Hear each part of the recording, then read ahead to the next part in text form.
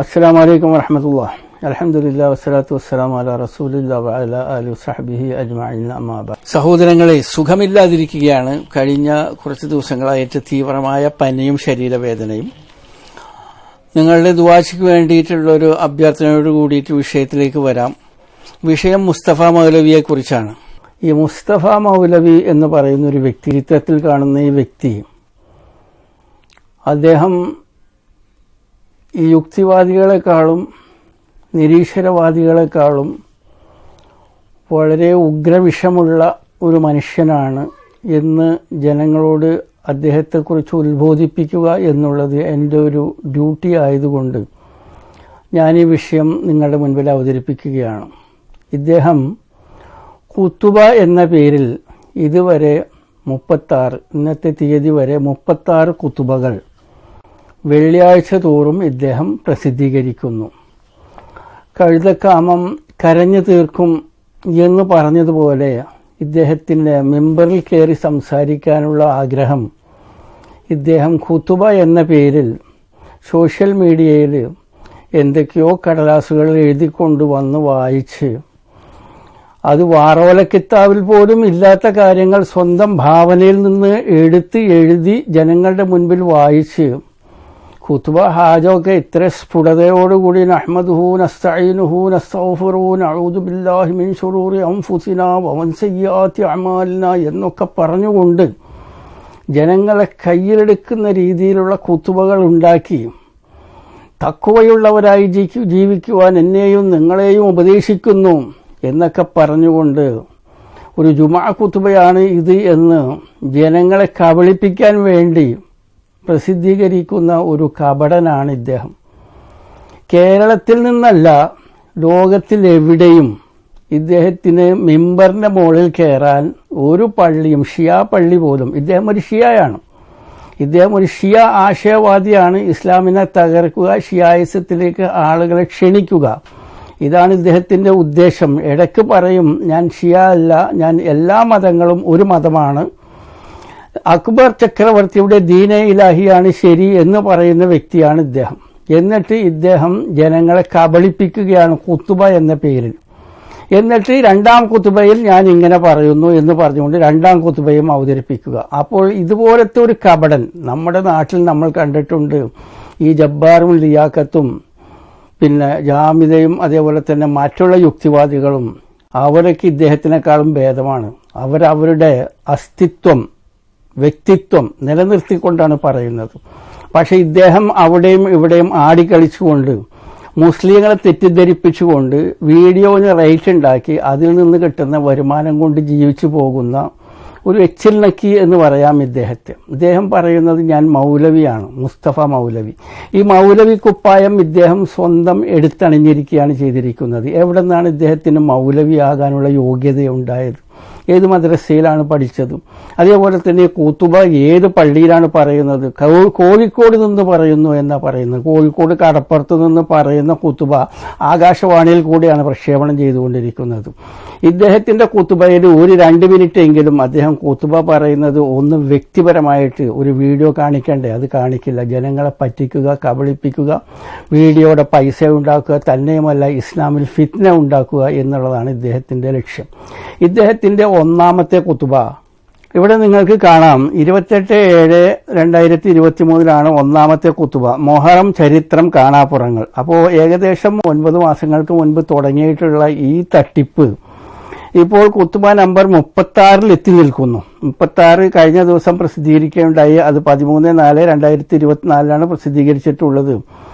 അതിന്റെ ടൈറ്റിൽ ഇസ്ലാമിക ശരീഅത്തും റഹീമിന്റെ ജയിൽവാസവും, റഹീമിന്റെ ഈ ദുർഗതിക്ക് കാരണക്കാർ ആര് എന്ന് പറഞ്ഞുകൊണ്ട് ഇസ്ലാമിനെ വിമർശിക്കുക, ഇതാണ് ഇദ്ദേഹത്തിന്റെ ലക്ഷ്യം. ഇദ്ദേഹത്തിന്റെ ഖുതുബകൾ ഞാൻ കേൾക്കാറില്ല. കഴിഞ്ഞ ദിവസം ഖുതുബ നമ്പർ 35 ഒരു വ്യക്തി എനിക്ക് ഫോർവേഡ് ചെയ്തുകൊണ്ട് പറഞ്ഞു, ഇതൊന്ന് അറ്റ്ലീസ്റ്റ് കണ്ട് ഇദ്ദേഹത്തെക്കുറിച്ച് എന്തെങ്കിലും ഒന്ന് പറയൂ എന്ന് പറഞ്ഞതിന്റെ അടിസ്ഥാനത്തിൽ ഖുതുബ നമ്പർ 35 ഞാൻ കേൾക്കുകയുണ്ട്. അതിൽ ചില വിവരങ്ങൾ ഇദ്ദേഹം പറയുന്നത് തുടക്കം മുതൽ ഇസ്ലാമിനെ കുറിച്ചിട്ട് കളവ് പറയുകയാണ് ഈ വ്യക്തി ചെയ്തിരിക്കുന്നത് എന്ന് ഞാൻ നിങ്ങൾക്ക് മനസ്സിലാക്കി തരാനാണ്. അതിൻ്റെ താഴെയുള്ള കമൻറ്റുകൾ വായിച്ചു നോക്കിക്കഴിഞ്ഞപ്പോൾ ഒരുപാട് മുസ്ലിങ്ങൾ ഇദ്ദേഹത്തെ അനുമോദിക്കുന്നതായിട്ട് കാണാൻ കഴിഞ്ഞു. ഇദ്ദേഹം ഒന്നാമതായിട്ട് പറയുന്നത് അലി റളിയല്ലാഹു അൻഹുവിൻ്റെ ചരിത്രത്തെക്കുറിച്ച് 99% മലയാളികൾക്കും അറിയില്ലെന്നാണ്. അതൊന്ന് കേൾക്കാം. എങ്ങനെയാണ് അലിയാർ തങ്ങൾ കൊല്ലപ്പെട്ടത്, എങ്ങനെയായിരുന്നു അന്ത്യം, എപ്പോഴാണ് എന്നത് മുസ്ലിം സമൂഹത്തിലെ 99% ആളുകൾക്കും അറിയില്ല എന്നുള്ളതാണ് വസ്തുത. എന്തുകൊണ്ടാണ് ഈ ചരിത്രങ്ങൾ ഇങ്ങനെ മറയ്ക്കപ്പെടുന്നത്? ഫാത്തിമ ബീവിയുടെ വഫാത്തിനെ കുറിച്ച് നമുക്കറിയില്ല. ഹസൻ തങ്ങളുടെ, അതായത് ഹസൻ ബിൻ അലി, അദ്ദേഹത്തിന്റെ വഫാത്തിനെ കുറിച്ച് നമുക്കറിയില്ല. കേട്ടല്ലോ, 99% മലയാളികൾക്കും അലി റളിയല്ലാഹു അൻഹുവിന്റെ ഷഹാദത്തിനെ കുറിച്ച്, അദ്ദേഹം കൊല്ലപ്പെട്ടതിനെ കുറിച്ചിട്ട് അറിയില്ല എന്നുള്ളതാണ്. കാരണം ഇദ്ദേഹത്തിന് വിവരമില്ല എന്നുള്ളത് കൊണ്ട് 99% മലയാളികൾക്കും വിവരമില്ല എന്നാണോ അതിൻ്റെ അർത്ഥം? വരൂ നമുക്ക് ഗൂഗിളിൽ പോകാം.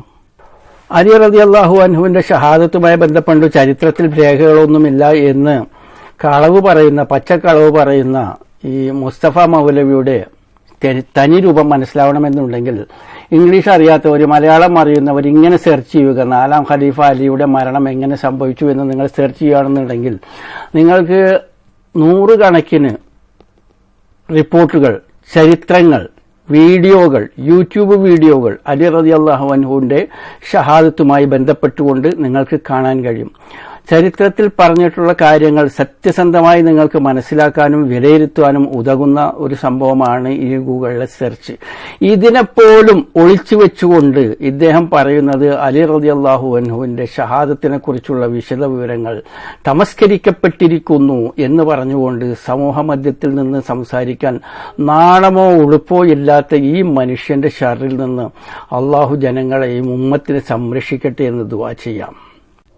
കണ്ടല്ലോ, അലി റളിയല്ലാഹു അൻഹുവിന്റെ ഷഹാദത്തിനെ കുറിച്ചിട്ട് ഗൂഗിളിൽ വ്യക്തമായിട്ടുള്ള ആയിരക്കണക്കിന് ഡിസ്ക്രിപ്ഷൻസും ആയിരക്കണക്കിന് ഡീറ്റെയിൽസും നിങ്ങൾക്ക് കാണാൻ കഴിയുന്നുണ്ട്.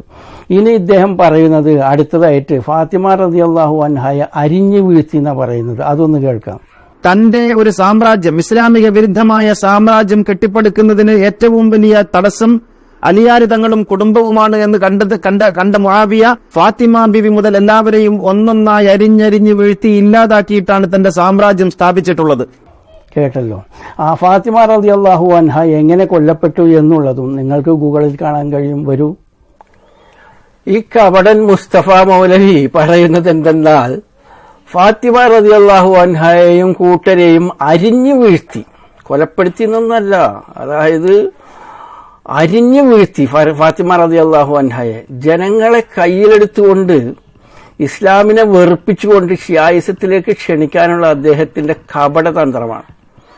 സുഹൃത്തുക്കളെ, ഫാത്തിമ റളിയല്ലാഹു അൻഹ സാധാരണ മരണമാണ് മരിച്ചിട്ടുണ്ടായിരുന്നത്. നിങ്ങൾക്കത് അറിയണമെന്നുണ്ടെങ്കിൽ പ്രവാചകപുത്രി ഫാത്തിമയുടെ മരണം എങ്ങനെ സംഭവിച്ചു എന്ന് നിങ്ങൾ ഗൂഗിളിൽ സെർച്ച് ചെയ്യുക. നിങ്ങൾക്ക് കാണാം 476 റിസൾട്ട് നിങ്ങൾക്ക് വരും. 41 സെക്കൻഡിൽ 476 ആർട്ടിക്കിൾ നിങ്ങൾക്ക് കാണാം. ഫാത്തിമ റളിയല്ലാഹു അൻഹ നബി സല്ലല്ലാഹു അലൈഹി വസല്ലമയുടെ വഫാത്തിന് 3-6 മാസങ്ങൾക്കുള്ളിൽ അബൂബക്കർ റളിയല്ലാഹു അൻഹുവിന്റെ ഭരണകാലത്ത് ശരിയായ രീതിയിൽ മരണപ്പെടുകയും കൊലപാതകമല്ല നേർക്ക് നേരെ വഫാത്താവുകയും ഫാത്തിമ റളിയല്ലാഹു അൻഹയെ ബഖിയ ഗർഖദിൽ ഖബറടക്കം ചെയ്യുകയും ചെയ്തു എന്നത് മുസ്ലിങ്ങൾക്ക് എല്ലാവർക്കും അറിയുന്ന ഒരു വസ്തുതയാണ്. എന്നാൽ ഈ കപടൻ മുസ്തഫ മൗലവി പറയുന്നത് അരിഞ്ഞു വീഴ്ത്തി എന്നാണ്. ആലോചിച്ച് നോക്കി കപടന്റെ കപടമുഖം. അപ്പോൾ ഈ റിപ്പോർട്ടുകളിൽ നിന്നെല്ലാം വളരെ കൃത്യമായിട്ട് മനസ്സിലാകുന്നുണ്ട് ഫാത്തിമ റളിയല്ലാഹു അൻഹ സ്വാഭാവികമായിട്ടുള്ള മരണമാണ് മരിച്ചിരിക്കുന്നത്. ബഖിയ ഗർഖദിൽ അത് ഖബറടക്കം ചെയ്യപ്പെട്ടു എന്ന്. എന്നിട്ട് ഇദ്ദേഹം പറയുന്നത് എന്താണ്? അരിഞ്ഞു വീഴ്ത്തി, അതും മുആവിയ എന്നാണ് ഇദ്ദേഹം പറയുന്നത്. അപ്പോൾ ഇത്തരത്തിൽ കളവ് സമൂഹത്തിൽ നിന്ന് വന്നുകൊണ്ട് കളവ് പറയുക, അതും ഫാത്തിമ റളിയല്ലാഹു അൻഹ എന്ന് പറഞ്ഞു കഴിഞ്ഞാൽ റസൂലുള്ളാഹി സ്വല്ലല്ലാഹു അലൈഹി വസല്ലമയുടെ കരളിന്റെ കഷ്ണം.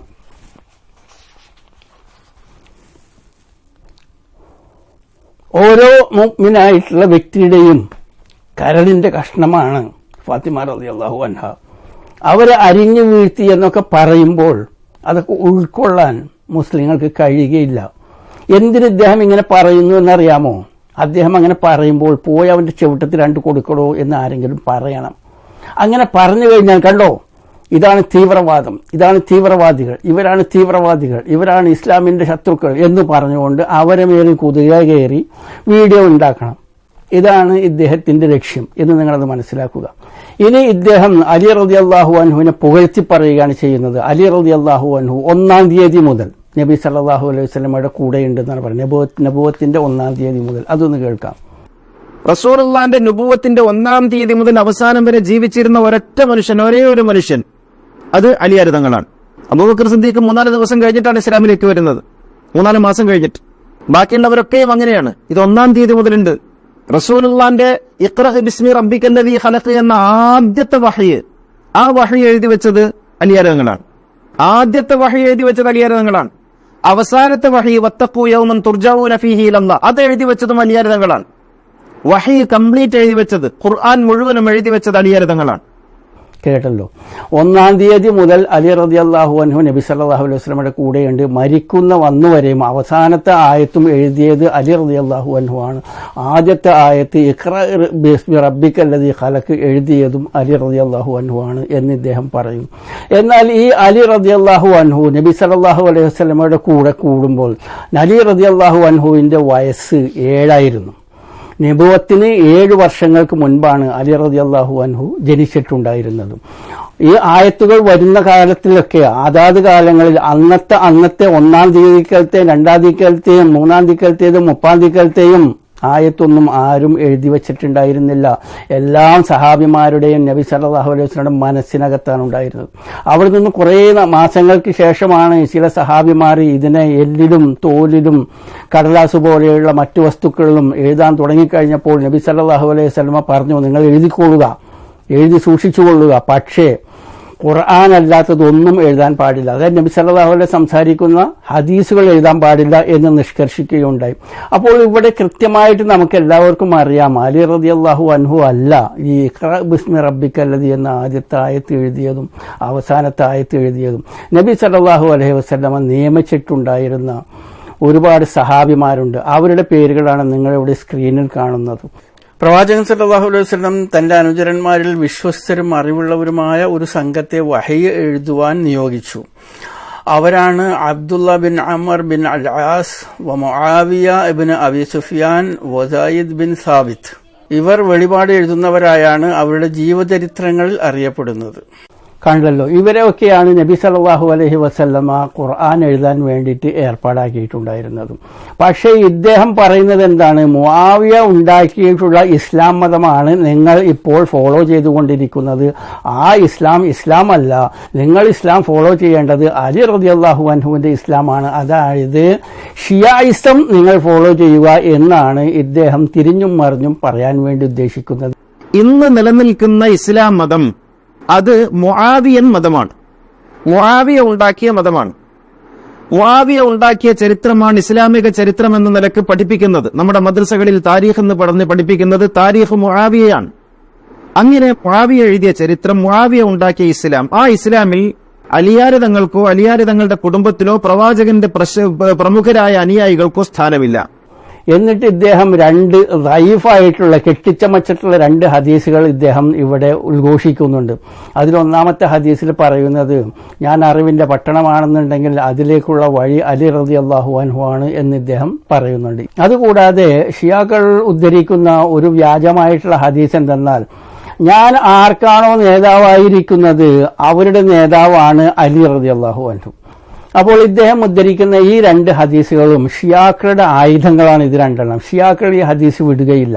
ഷിയാക്കളെ സംബന്ധിച്ചിടത്തോളം ഏത് പ്രസംഗത്തിലും എപ്പോഴും അവരുദ്ധരിക്കുന്ന 2 ഹദീസുകളാണിത്. ഈ ഹദീസ് ഇസ്ലാമിന്റെ തുടക്കകാലം മുതൽ ഇന്ന് വരെ എല്ലാ പണ്ഡിതന്മാരും ഇത് ഫാബ്രിക്കേറ്റ് ചെയ്തിട്ടുള്ളത്, ഉണ്ടാക്കപ്പെട്ടിട്ടുള്ള, നിർമ്മിക്കപ്പെട്ടിട്ടുള്ള ഹദീസാണ്. ഈ ഹദീസ് ദഈഫാണ്, ഈ ഹദീസ് ശരിയല്ല എന്ന് എല്ലാ പണ്ഡിതന്മാരും അതിൽ കക്ഷിഭേദമന്യേ പറഞ്ഞിട്ടുള്ള ഈ ഹദീസിനെ ഇദ്ദേഹം മുറുകെ പിടിച്ചുകൊണ്ടുവന്ന് ഇസ്ലാമിനെ തെറ്റിദ്ധരിപ്പിക്കുന്ന പ്രവൃത്തിയാണ് ഇദ്ദേഹം ചെയ്തുകൊണ്ടിരിക്കുന്നത്. ഇദ്ദേഹത്തെ സൂക്ഷിക്കുക.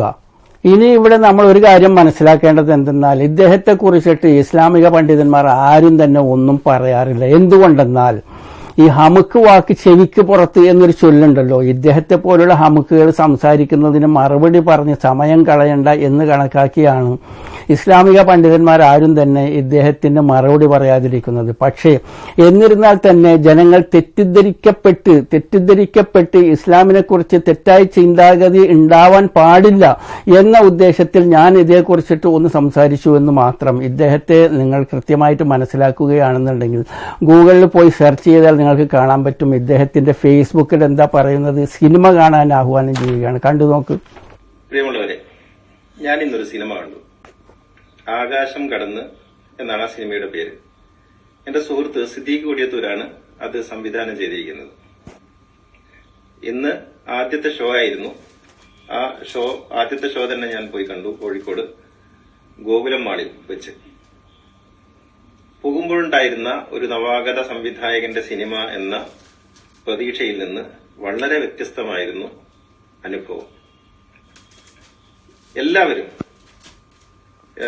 പ്രായഭേദമന്യേ ലിംഗഭേദമന്യേ സർവരും കാണേണ്ടുന്ന ഒരു സിനിമ എന്ന നിലക്ക് ആണ് എനിക്കത് അനുഭവപ്പെട്ടത്. ഞാൻ നിങ്ങളോട് എല്ലാവരോടും പറയുന്നു, നിർബന്ധമായും അത് കാണണം. കണ്ടല്ലോ. അപ്പോൾ സിനിമ കാണാൻ വേണ്ടി ആഹ്വാനം ചെയ്യുന്ന പണ്ഡിതനാണ് കുത്തുബ എന്ന പേരിൽ ഇദ്ദേഹം ഈ പ്രചരണങ്ങളൊക്കെ നടത്തുന്നത്. ഏതെങ്കിലും ഒരു മുസ്ലിം ഇദ്ദേഹത്തെ മിമ്പറിന്റെ മുകളിൽ കയറ്റുമോ സിനിമ കാണാൻ വേണ്ടി ആഹ്വാനം ചെയ്യുന്നത്? അതുകൂടാതെ ഇദ്ദേഹത്തിന്റെ വേറൊരു പോസ്റ്റ് ഫേസ്ബുക്കിൽ പറയുകയാണ്, എനിക്ക് ഇന്ന സ്ഥലത്തേക്ക് പോകണം, അവിടെ പോയിക്കൊണ്ട് സൂഫി നൃത്തം ചെയ്യണമെന്നാണ് പറയുന്നത്. ഇദ്ദേഹം സൂഫി നൃത്തവും ചെയ്യും, ക്യാബറയും ചെയ്യും. അദ്ദേഹത്തിന്റെ പോസ്റ്റ് ഒന്ന് കാണാം. ഇതാണ് ഷിയ സൂഫി പ്രചാരകനായിട്ടുള്ള CH മുസ്തഫ എന്ന വ്യക്തിയുടെ, മൗലവി എന്ന് സ്വയം അവരോധിക്കപ്പെട്ടിട്ടുള്ള CH മുസ്തഫയുടെ ഫേസ്ബുക്ക് പേജാണ് ഇവിടെ നിങ്ങൾ കാണുന്നത്. ഇദ്ദേഹത്തിന്റെ തനിനിറം മനസ്സിലാകണമെന്നുണ്ടെങ്കിൽ നിങ്ങൾ ഈ ഫേസ്ബുക്ക് വിസിറ്റ് ചെയ്താൽ നിങ്ങൾക്ക് മനസ്സിലാകും. ഇവിടെ ഇദ്ദേഹം ഒരു പോസ്റ്റ് കൊടുത്തിരിക്കുന്നത്, സെപ്റ്റംബർ ആദ്യവാരം തുർക്കിയിലേക്ക് ഒരു യാത്ര പോയാലോ എന്നൊരു ആലോചന. മസ്തവിയുടെ നായകൻ മൗലാന റൂമിയുടെ മഖാം സന്ദർശിക്കണം, അവിടുത്തെ സൂഫി നൃത്തം ആസ്വദിക്കണം. ഇദ്ദേഹം നൃത്തവും ആസ്വദിക്കും, സംഗീതവും ആസ്വദിക്കും, വേണമെന്നുണ്ടെങ്കിൽ കേബ്രയും ആസ്വദിക്കും. ഇസ്ലാമിനെ തകർക്കാൻ വേണ്ടി അച്ചാരം വാങ്ങി രംഗത്തിറങ്ങിയിരിക്കുന്ന വ്യക്തിയാണ് എന്ന് ഇദ്ദേഹത്തിന്റെ ഈ ഒരു പോസ്റ്റിൽ നിന്ന് തന്നെ ചിന്തിക്കുന്ന ജനങ്ങൾക്ക് ദൃഷ്ടാന്തമുണ്ട്. ഇനി ഇദ്ദേഹത്തിന്റെ ട്രിക്ക്, ഡ്രാമ ഒന്ന് നോക്കൂ. ഇനി രണ്ടാം കുത്തുബ, മൂപ്പര് ആദ്യത്തെ കുത്തുബ പറഞ്ഞിട്ട് മൂപ്പര് റൂമിൽ തന്നെ ഒന്ന് ഇരിക്കുകയാണ്. എന്നിട്ട് ആ റൂമിൽ നിന്ന് എണീച്ച് നിൽക്കും. എണീച്ച് നിന്നിട്ട് രണ്ടാമത്തെ കുത്തുബ ആരംഭിക്കുകയാണ്. എന്നിട്ട് പറയുകയാണ്, ഞാൻ ഈ വിഷയം ഒന്നാം കുത്തുബയിൽ മെയിനായിട്ട് സംസാരിക്കാൻ ആഗ്രഹിച്ചു, പക്ഷെ ഞാൻ രണ്ടാം കുത്തുബയിൽ പറയാമെന്ന് വിചാരിച്ചു എന്നുകൊണ്ട് അയാൾ പറയുന്നുണ്ട്. അതൊന്ന് കേൾക്കാം. സഹോദരന്മാരെ, സഹോദരികളെ, തഖ്വയുള്ളവരായിരിക്കണമെന്നൊന്നുകൂടി ഉണർത്തുകയാണ്. നിങ്ങൾക്കറിയാം, പത്രങ്ങളൊക്കെ വായിക്കുന്ന വേളയിൽ നിങ്ങൾ കണ്ടിട്ടുണ്ടാകും സൗദി അറേബ്യയിൽ സംഭവിച്ചുകൊണ്ടിരിക്കുന്ന മാറ്റങ്ങളെ സംബന്ധിച്ച്. ഇതൊരു ഖുത്ബയിൽ സ്വതന്ത്രമായി പ്രതിപാദിക്കണമെന്ന് ഞാൻ വിചാരിച്ച വിഷയമാണ്. പിന്നീട് ആലോചിച്ചപ്പോൾ തോന്നി അത് രണ്ടാം ഖുത്ബയിൽ പറഞ്ഞാൽ മതിയെന്ന്. പ്രവാചകന്റെ ഭൂമിയായ സൗദി അറേബ്യ ഇക്കഴിഞ്ഞ 100 വർഷത്തിലധികമായി വഹാബിസം എന്ന് പറയുന്ന ഒരു തീവ്രമായ ചിന്താഗതിയിലൂടെ കടന്നുപോയിക്കൊണ്ടിരിക്കുന്ന കാഴ്ചയാണ് നമ്മൾ കണ്ടത്. ഈ മുസ്തഫ മൗലവി അല്ല, ഇദ്ദേഹത്തെ കുലംകുത്തി എന്നാണ് പറയേണ്ടത്. കാരണം സ്വന്തം കുലത്തെ, ഇസ്ലാമിനെ നശിപ്പിക്കാൻ വേണ്ടി ഇറങ്ങിയിട്ടുള്ള ആളുകളെയാണ് കുലംകുത്തി എന്ന് പറയുക. അപ്പോൾ ഈ മുസ്തഫ മൗലവി പറയുന്നത്, ഇനി രണ്ടാം കുത്തുബ, അതായത് സ്വന്തം മുറിക്കകത്ത് നിന്ന് കുത്തുബ പറഞ്ഞിട്ട് പേപ്പറിൽ എഴുതിയിട്ട് അത് വായിച്ച് റെക്കോർഡ് ചെയ്തിട്ട് ഇനി രണ്ടാം കുത്തുബ എന്ന് പറഞ്ഞിട്ട് മുറിയിലെ ബെഡ്റൂമിൽ എണീറ്റ് നിന്ന് വീണ്ടും അവിടെ തന്നെ ഇരുന്നതിന് ശേഷം ഒരു കുത്തുബ പറയുകയാണ്. ആ കുത്തുബയിൽ അദ്ദേഹം പറയുന്നത് വഹാബിസം അവിടെ സൗദി അറേബ്യയിൽ ഇല്ലാതായി. അപ്പൊ നമ്മളൊക്കെ മനസ്സിലാക്കണം, എന്ത് ഇയാൾ ശരിക്കും ജുമാ ഖുത്ബയാണ് പറയുന്നത് എന്ന് ജനങ്ങളെ തെറ്റിദ്ധരിപ്പിക്കാൻ വേണ്ടി നടത്തുന്ന ഈ ഡ്രാമ എത്ര ലാനത്താക്കപ്പെട്ടിട്ടുള്ള ജോലിയാണ് ഇദ്ദേഹം ചെയ്യുന്നതെന്ന് ആലോചിച്ച് നോക്കൂ. എന്നിട്ട് പറയുകയാണ്, സൗദി അറേബ്യയിൽ വഹാബിസം തകർന്നുപോയി. എന്താ കാരണം? ഈ മുഹമ്മദ് ബിൻ സൽമാൻ എന്ന് പറയുന്ന കിരീടാവകാശി, അദ്ദേഹം അവിടെ കുറെ റിഫോംസ് ഒക്കെ കൊണ്ടുവന്നു. പർദ്ദ ആവശ്യമില്ല, സ്ത്രീകൾക്ക് വണ്ടി ഓടിക്കാൻ ലൈസൻസ് കൊടുത്തു. ഇതിനെക്കുറിച്ചൊക്കെ എന്താണ് ഇസ്ലാം പറയാത്തത്? അവിടെ പാട്ടിന് അനുവാദം കൊടുത്തു, എന്തേ പറയാത്തത് എന്നൊക്കെ ചോദിക്കുന്നുണ്ട്. സംഗീതം ആവാമെന്ന് പറഞ്ഞപ്പോൾ കുഫ്രിയത്തിന്റെയും ഷിർക്കിന്റെയും നിഫാഖിന്റെയും ഒക്കെ മുദ്രകൾ ചാർത്തിയില്ലേ? എന്താ ഇപ്പൊ ഒന്നും മിണ്ടുന്നില്ല? മിണ്ടൂല. ഫണ്ട് അവിടെ നിന്നാണ്. നിങ്ങൾ പ്രതികരിക്കണം. സൗദി അറേബ്യയിൽ നടക്കുന്ന മാറ്റം ഇസ്ലാമികമാണോ അനിസ്ലാമികമാണോ പറയണം. അത് പറയാൻ ആർജവം കാണിക്കണം നിങ്ങൾ. അവിടെ നടക്കുന്ന മാറ്റങ്ങൾ അനിസ്ലാമികമാണ്, അവിടെ MBS നടത്തുന്ന മാറ്റം ഇസ്ലാം വിരുദ്ധമാണ് എന്ന് പറയാൻ ധൈര്യമുണ്ടെങ്കിൽ പറയേ, അല്ലെങ്കിൽ അത് ഇസ്ലാമികമാണെന്ന് അംഗീകരിക്കുക. നിങ്ങൾ മൗനം പാലിച്ച് ജനങ്ങളെ വിഡ്ഢികളാക്കരുത്. ഇത് മനസ്സിലാക്കേണ്ടത് എന്തെന്നാൽ മുഹമ്മദ് ബിൻ സൽമാൻ അത്തരത്തിലൊരു റിഫോം അവിടെ കൊണ്ടുവന്നിട്ടുണ്ടെന്നുണ്ടെങ്കിൽ അതിന് അദ്ദേഹത്തിന്റെ പ്രജകളുടെ പ്രചോദനത്തിന്റെ പുറത്ത് അദ്ദേഹം അതിനെ അനുവദിക്കുകയും തെറ്റും ശരിയും നിങ്ങൾക്കുള്ളതാണ്, ശരി നിങ്ങൾ എടുക്കുക, തെറ്റിനെ അവഗണിക്കുക എന്ന താക്കീതോട് കൂടിയിട്ട് അദ്ദേഹം അതിനെ അവതരിപ്പിച്ചിരിക്കുകയാണ്. ഈ അവതരിപ്പിച്ചത് തന്നെ തെറ്റാണ് എന്ന് പറയുന്ന ഒരുപാട് പണ്ഡിതന്മാരുണ്ട്. ഗാനം, സംഗീതോപകരണങ്ങളുടെ അകമ്പടിയോടുകൂടിയുള്ള ഗാനം അത് ഹറാമാണെന്ന് അന്നും ഇന്നും സൗദി അറേബ്യയിലും നമ്മുടെ നാടുകളിലും എല്ലാ പണ്ഡിതന്മാരും പറയുന്നുണ്ട്. അതിനൊന്നും എതിര് പറയാത്ത ആരും തന്നെയില്ല. എന്തുകൊണ്ട് നിങ്ങൾ മൗനം അവലംബിക്കുന്നു, നിങ്ങൾ എന്തുകൊണ്ട് പറയുന്നില്ല എന്നാണ് ഇദ്ദേഹം ചോദിക്കുന്നത്. സംഗീതം ആവാമെന്ന് പറഞ്ഞപ്പോൾ കുഫ്രിയത്തിന്റെയും ഷിർക്കിന്റെയും നിഫാഖിന്റെയും ഒക്കെ മുദ്രകൾ ചാർത്തിയില്ലേ? എന്താ ഇപ്പൊ ഒന്നും മിണ്ടുന്നില്ല? സംഗീതം, വാദ്യോപകരണങ്ങളുടെ അകമ്പടിയോടുകൂടിയുള്ള സംഗീതം അത് ഹറാമ് തന്നെയാണ്. 4 മദ്ഹബിന്റെ പണ്ഡിതന്മാരും യോജിച്ചുള്ള അഭിപ്രായമാണ്. മദ്ഹബിന്റെ ഇമാമിങ്ങൾക്കിടയിൽ പല വിഷയങ്ങളിലും അഭിപ്രായ വ്യത്യാസമുണ്ട്. പക്ഷെ മദ്ഹബിന്റെ പണ്ഡിതന്മാർക്കിടയിൽ സംഗീതോപകരണങ്ങളിൽ നിന്നുണ്ടാകുന്ന ശബ്ദം കേൾക്കൽ അത് ഹറാമാണെന്ന കാര്യത്തിൽ അവർക്ക് അഭിപ്രായ വ്യത്യാസമില്ല. അവർ ഏകാഭിപ്രായക്കാരാണ്. ആരാണ് പറയാതിരുന്നിട്ടുള്ളത്? ലോകം മുഴുവനും അതിനെ പ്രതികരിച്ചിട്ടുണ്ട്. അതായത് സൗദി അറേബ്യ ആണെങ്കിലും ശരി, വേറെ ഏത് നാടാണെന്നുണ്ടെങ്കിലും ശരി, ഇസ്ലാമിനെതിരെ ഇസ്ലാമിന് നിരക്കാത്ത കാര്യങ്ങൾ ചെയ്യുമ്പോൾ പറയുമ്പോൾ അതിനെ പണ്ഡിതന്മാർ സൗദിയിലും പുറത്തും ഒക്കെ പ്രതികരിക്കും എന്നുള്ളതൊരു വസ്തുതയാണ്. അങ്ങനെ പ്രതികരിച്ചിട്ടുമുണ്ട്. എന്നിട്ട് ഈ വ്യക്തി വന്ന് എവിടെ വരെ എത്തിയെന്ന് ആലോചിച്ച് നോക്ക്. നബി സല്ലല്ലാഹു അലൈഹി വസല്ലമയുടെ നേരെ വിരൽ ചൂണ്ടുകയാണ്. എന്താണ് പറയുന്നത്? താടി നീണ്ടു, പാന്റ് മുകളിലേക്ക് കയറി, അതേപോലെ തന്നെ പർദ്ദ വന്നു. ആ വാക്കൊന്ന് കേട്ടു നോക്കും.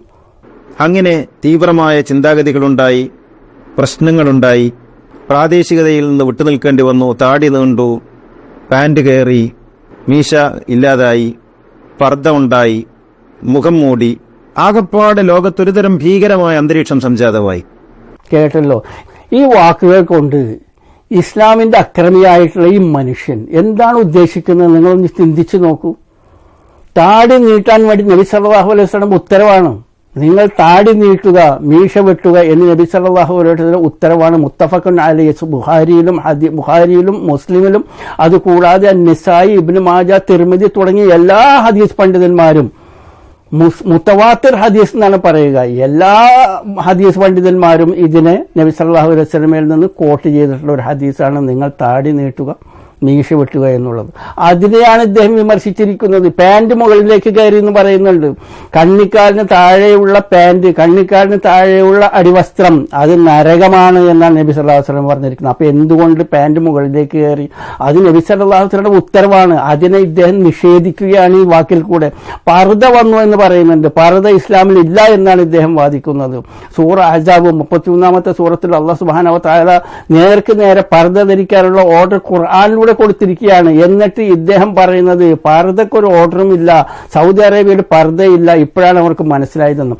അപ്പോൾ ഇത്തരത്തിലുള്ള ഈ വിഡ്ഢിത്തരങ്ങൾ വിളമ്പുന്ന ഇദ്ദേഹത്തിന്റെ കുത്തുബ നിങ്ങൾ മനസ്സിലാക്കണം, ഇത് യഥാർത്ഥ കുത്തുബ അല്ല, ഇസ്ലാമിനെ തകർക്കാൻ വേണ്ടി ഇദ്ദേഹം വന്നിട്ടുള്ളതാണ് എന്ന് നമുക്ക് മനസ്സിലാക്കണം. പക്ഷെ ഇതോടൊപ്പം ഒരു കാര്യം മനസ്സിലാക്കേണ്ടത്, നമുക്ക് ഇദ്ദേഹത്തോട് ദേഷ്യമോ വിരോധമോ തോന്നാൻ പാടില്ല. എന്തുകൊണ്ടെന്നാൽ അല്ലാഹു സുബ്ഹാനഹു വ തആല ഖുർആനിൽ പറയുന്നു, വമക്കറു മക്കറല്ലാഹ് അല്ലാഹു ഖൈറുൽ മാക്കിരീൻ എന്ന് പറയുന്നുണ്ട്. അവർ തന്ത്രം പ്രയോഗിച്ചു, അള്ളയും തന്ത്രം പ്രയോഗിച്ചു. തന്ത്രം പ്രയോഗിക്കുന്നതിൽ അള്ളാഹു ആണ് ഉത്തമൻ എന്ന് പറയുന്നു. എന്താ തന്ത്രം? അവരുടെ തന്ത്രം എന്താ? അള്ളാഹുവിന്റെ തന്ത്രം എന്താണ്? അത് നമ്മൾ മനസ്സിലാക്കണം. ഈ ചിത്രത്തിൽ കാണുന്ന ആളുകളെ അല്ലാഹു സുബ്ഹാനഹു വ തആല നരകത്തിലേക്ക് വിറകിന് വേണ്ടിയിട്ട് അയച്ചിരിക്കുകയാണ്. വിറക് കൊണ്ടുവരൂ എന്ന് പറഞ്ഞുകൊണ്ട്. ആരാണ് നരകത്തിന്റെ വിറക്? അത് നിങ്ങൾക്ക് ഖുർആനിൽ നിന്ന് വ്യക്തമായിട്ട് മനസ്സിലാകും. അല്ലാഹു സുബ്ഹാനഹു വ തആല ഖുർആനിൽ പറയുന്നു, യാ അയ്യുഹല്ലദീന ആമനു ഖൂ അൻഫുസക്കും വ അഹ്ലീക്കും നാറ. സത്യവിശ്വാസികളെ, നിങ്ങൾ നിങ്ങളുടെ സ്വന്തത്തെയും നിങ്ങളുടെ കുടുംബത്തെയും നരകത്തിൽ നിന്ന് രക്ഷിക്കുക. ഏത് തരത്തിലുള്ള നരകം? ആ നരകത്തിൽ കത്തിക്കപ്പെടുന്നത് മനുഷ്യനും കല്ലുകളുമാണ്. അപ്പോൾ നരകത്തിൽ കത്തിക്കാൻ മനുഷ്യരെ ആവശ്യമുണ്ട് അള്ളാഹുവിനെ സംബന്ധിച്ചിടത്തോളം. അത് ഒന്നും രണ്ടും മനുഷ്യരൊന്നുമല്ല. നരകം എന്ന് പറയുന്നതിന്റെ ആഴവും പരപ്പും വ്യാപ്തിയും ഒന്നും നമുക്ക് ഉൾക്കൊള്ളാൻ കഴിയില്ല. അത്രമാത്രം വലിപ്പമുള്ളതാണ് നരകം. അതിലേക്ക് ഒന്നും രണ്ടും ഒന്നല്ല, 10,000-ങ്ങളുമല്ല, ലക്ഷങ്ങളുമല്ല, കോടികളുമല്ല, പരകോടി മനുഷ്യരെ ആവശ്യമുണ്ട് അതിലിട്ട് കത്തിക്കാൻ വേണ്ടി. ആ ഉത്തരവാദിത്വം അല്ലാഹു സുബ്ഹാനഹു വ തആല കൊടുത്തിരിക്കുന്നത് ഈ മുസ്തഫ മൗലവിക്കും ഈ ചിത്രത്തിൽ കാണുന്ന ആളുകൾക്കും വേറെയും കുറെ ആളുകളുണ്ട്. അവരൊക്കെ അവരുടെ ഡ്യൂട്ടി കൃത്യമായിട്ട് നിർവഹിച്ചുകൊണ്ടിരിക്കുന്നു. മനുഷ്യനെ അതും ഇതും പറഞ്ഞ് പിഴപ്പിച്ച് തെറ്റിച്ച് മനുഷ്യനെ ഇസ്ലാമിൽ നിന്ന് ഊരിക്കൊണ്ടുപോകുന്നു. എന്നിട്ട് ആ ഊരിയിട്ടുള്ള ആൾക്കാർ ഞാൻ നിരീശ്വരവാദിയാണ്, യുക്തിവാദിയാണ്, സ്വതന്ത്ര ചിന്തകനാണ് എന്നൊക്കെ പറഞ്ഞുകൊണ്ട് പ്രകമ്പനം കൊള്ളുന്നു. ആ വ്യക്തികളെ ഈ ആളുകൾ ഊരിക്കൊണ്ടുപോകുന്നത്. ഇപ്പൊ ജബ്ബാർ ഒരുപാട് ആളുകൾ ഊരിക്കൊണ്ടുപോയിട്ടുണ്ട്.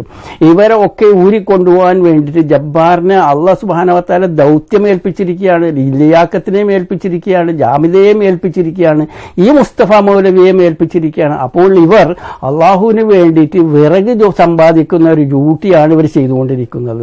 അപ്പോൾ നമുക്ക് ഇവരോട് ദേഷ്യം തോന്നാൻ പാടില്ല. കാരണം അവരവരുടെ ഡ്യൂട്ടി ചെയ്യുന്നു. അള്ളാഹ് ഏൽപ്പിക്കപ്പെട്ടിട്ടുള്ള ജോലിയാണ്.